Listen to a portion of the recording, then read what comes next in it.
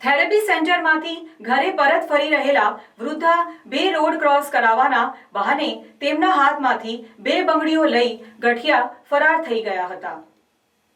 ભરૂચના દહેજ bypass road પર આવેલી નેશનલ પાર્ક સોસાયટી ખાતે રહેતા વૃદ્ધા બપોરના સમયે પટેલ સુપર માર્કેટમાં હનુમાન મંદિરની પાછળ આવેલા એક થેરેપી સેન્ટરમાં કસરત કરાવવા માટે આવ્યા હતા।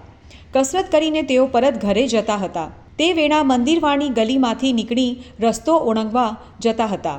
તે સમયે ત્યાં ઊભેલા બે શખ્સો તેમની પાસે આવ્યા હતા અને આવો માસી, તમને રસ્તો ક્રોસ કરાવી આપીએ તેમ કહી તેમને પકડીને રસ્તો ઓળંગાવી રહ્યા હતા। તે વેળા તેમણે કંઈક સૂંઘાડી દીધું હતું, જેથી તેમને કોઈ ભાન ન રહેતા ત્યાં આવેલા એલજી શોરૂમ નજીક કલરવ દવાખાનાની લિફ્ટ પાસેના દાદર પર તેમને બેસાડી જતા રહ્યા હતા।